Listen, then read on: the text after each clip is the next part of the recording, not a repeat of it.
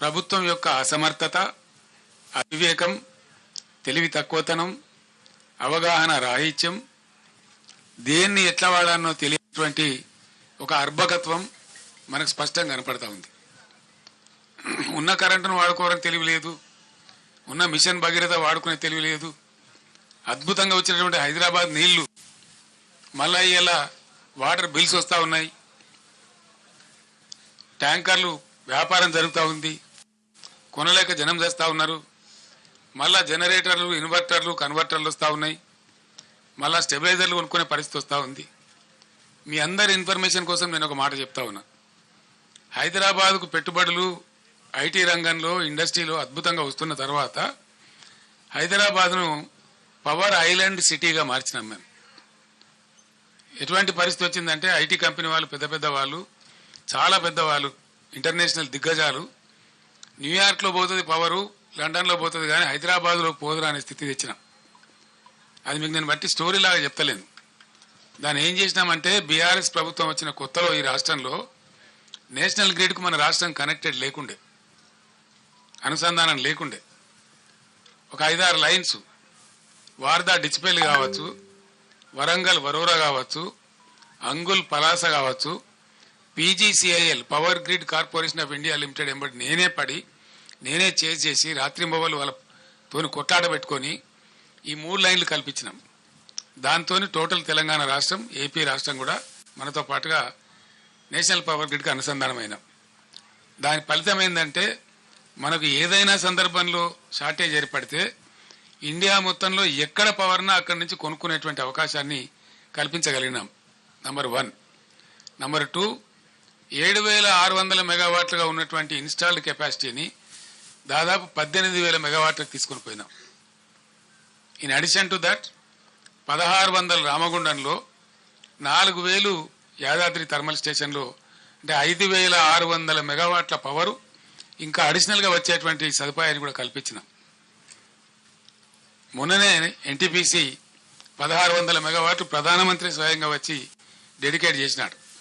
నేను వాళ్ళు ఎంబడబడి తరిమి దాన్ని చేయించిన ఆ రోజు 10 సార్లు నేను రామగుండం వెళ్ళి మీకు ఏం కావాలో రాష్ట్ర ప్రభుత్వం నుంచి ఏం సహకారం కావాలని చెప్పి అడిగి పర్సూ చేసి దాన్ని కంప్లీట్ చేయించినాం. కోర్స్ మా ప్రభుత్వం పోయిన తర్వాత మొన్న వచ్చింది అది. మన ప్రైమ్ మినిస్టర్ వచ్చి దాన్ని డెడికేట్ చేసినాడు. ఇప్పుడు ఆ సప్లై కూడా యాడ్ అయింది. అంటే మా ప్రభుత్వం ఉన్నప్పటికంటే ఇంకొక 1,600 మెగావాట్లలో 85%. ఎన్టీపీసీ ఏం చేస్తుందంటే ఏ రాష్ట్రంలో ఉందో, ఏ రాష్ట్రం కోసం కట్టినరో దానికి 85% ఇస్తుంది, 15% ఏమో వాళ్ళు నేషనల్ కోసం తీసుకుంటారు. అంటే ఆ ప్రకారంగా అద్భుతమైన కరెంటు ఎంత అవుతుందా 1,600లో 85% అంటే ఆ సుమారు 1,500 వస్తుంది. 1,450 నుంచి 1,500 మెగావాట్లు అదనంగా యాడ్ అయింది. చేస్తే ఈ ప్రభుత్వం పట్టించుకొని చేస్తలేదు, కానీ ఈ పాటికి యాదాద్రిలో కూడా 1-2 యూనిట్లు వచ్చే అవకాశం కూడా ఉండే. అంటే ఇక్కడ 1,500, 1,600 వచ్చే అవకాశం ఉండేది మన సొంతం. దీని నుంచి ఒక యూనిట్ కూడా బయటకి ఇచ్చే అవసరం లేదు. మరి ఇంత ఉజ్వలంగా తయారైనటువంటి పవర్ సిస్టమ్ ఎందుకు ఈరోజు ఇబ్బంది పడతా ఉంది? ఇది పరిపాలకుల అసమర్థత అవునా కాదా? దయచేసి మీరే ఆలోచన చేయాలి. ఇది పని చెయ్యలేనటువంటి, పని చేతగానటువంటి ఒక అసమర్థ ప్రభుత్వ విధానం అనుకోవన్నా దీన్ని ఏ విధంగా అర్థం చేసుకోవాలా? లేదు అంటే మనకు దరిద్రం ఉందంటే అర్థం చేసుకోవచ్చు. ఉండి దరిద్రం ఎందుకండి? ఏం కారణం చేత? ఇంకోటి మనకు తర్వాతనండి, అంత గుర్తించడం అవసరం లేదు రాహుల్, చెప్తాం, నో ప్రాబ్లం. ఇంత అద్భుతమైన పవర్ సిస్టమ్ ఎందుకు ఫెయిల్ అవుతా ఉంది రాష్ట్రంలో? 7 ఏళ్ళు నడిచినటువంటి సిస్టమ్, 7 ఇయర్స్ అద్భుతంగా అందరికీ అందుబాటులో ఉన్న కరెంటు స్విచ్ ఆఫ్ చేసినట్టుగా ఎందుకు మాయమైంది? దీనికి ఎవడు సమాధానం చెప్పాలా? ఎవడు బాధ్యత తీసుకోవాలా? ఈ క్రాస్ టాక్ కాదండి రాహుల్ గారు. You question your own heart, what is wrong with the system? 7 ఏళ్ళు 7.5 ఏళ్ళు బ్రహ్మాండంగా నడిచినటువంటి సిస్టమ్ 3 నెలల లోపల నడుస్తలేదు అంటే ఎవల అసమర్థత అండి? ఎవల ఫెయిల్యూర్ ఇది? 100కు 100% నేను ఆరోపిస్తున్నా ఇప్పుడు ఉన్నటువంటి అసమర్థ, అవివేక, తెలివి తక్కువ కాంగ్రెస్ పార్టీ యొక్క అసమర్థత, మరేం కాదు. వాళ్ళకి వాడుకోవస్తలేదు, వాళ్ళకి తెలివి లేదు పాపం. మేమన్నా టెక్నోక్రాట్స్ని పెట్టి నడిపినాం, మాకు తెలివి లేక కాదు. పవర్ సిస్టంలో మొత్తం ఐఏఎస్ ఆఫీసర్లను తొలగించి 100% టెక్నోక్రాట్స్ని పెట్టాం మేము. ట్రాన్స్కో కానీ, జెన్కో కానీ, డిస్ట్రిబ్యూషన్ సిస్టంలో కానీ 100% టెక్నోక్రాట్స్ని పెట్టాం. వాళ్ళ ఆధ్వర్యంలో నడిపినాం. వాళ్ళకి తెలుసు ఎట్లయితే బాగా నడపచ్చు అనేది తెలుసు వాళ్ళకు. కాబట్టి సమర్థవంతంగా నడిచింది. ఇప్పుడు వీళ్ళు ఐఏఎస్ ఆఫీసర్లు మొత్తం తెచ్చిపెట్టి వానికి పట్టదు, నా మంత్రులకు పట్టదు, తీరికలు లేవు వీళ్ళకు. వీళ్ళకి రాజకీయాల కోసం తీరికలున్నాయి కానీ ప్రజల అవసరాల కోసం తీరికలు లేవు. రైతు బంద్ వేయడానికి తీరిక లేదు. మేము రైతు బంద్ వేస్తే వారం 10 రోజుల్లో వేసేవాళ్ళం. Within 10 days in all the stretches. మొదలు పెట్టినామంటే 10 days, మ్యాక్సిమం ఎప్పుడైనా 12 days అందరు రైతులకు పడిపోయేది. ఇప్పుడు వీళ్ళు అనుమానాలు కలిగించి 5 ఎకరాలకు ఇస్తామని, 3 ఎకరాలకు ఇస్తామని, 7 ఎకరాలకు ఇస్తామని ఇందులో పెద్ద విజయం సాధించినట్టు, తోకమట కథ చేసినట్టు, అదేదో గొప్ప డంబాసారం అన్నట్టు, అదేదో వేస్ట్ పథకం అన్నట్టు వీళ్ళు ఇష్టారీతిగా మాట్లాడుకుంటా. నేను మాట్లాడలేదండి. ఇది 4వ నెల కాబట్టి నా గొంతు ఇప్తా ఉన్నా. ఎవడైనా కొత్తగా గెలిస్తే వాళ్ళకి టైం ఇస్తాం. 2 months, 3 months, 4 months టైం ఇస్తాం. వాళ్ళు కూడా సర్దుకోవాలా, అర్థం చేసుకోవాలా, అవగాహన చేసుకోవాలి. ఇలా మంచినీటి పథకం ఏందండి Bhagiratha? What is wrong with it? అద్భుతంగా నడిపినమే 5 ఏళ్ళు 6 ఏళ్ళు బ్రహ్మాండంగా ప్రతి ఇంటికి నల్లతో నీళ్ళు వచ్చినాయే, రాలేదా? మళ్ళీ ఇవాళ ఎందుకు ఆనాడు ఒక బిందె కనిపించిందా? హైదరాబాద్ నగరంలో కానీ, బయట ఊళ్ళల్లో కానీ, గ్రామాలలో కానీ ఒక్కరైనా ఒక ట్యాంకర్ కనబడ్డదా? ట్యాంకర్ల బిజినెస్ కనబడ్డదా? ఇవాళ ట్యాంకర్లు కొనుక్కునే దుస్థితి ప్రజలకు ఎందుకు వచ్చింది? బిందెలు బట్టి మోసుకునే పరిస్థితి తెచ్చినటువంటి కారకులు ఎవరు? ఇవాళ ఆ అసమర్థులు ఎవరు?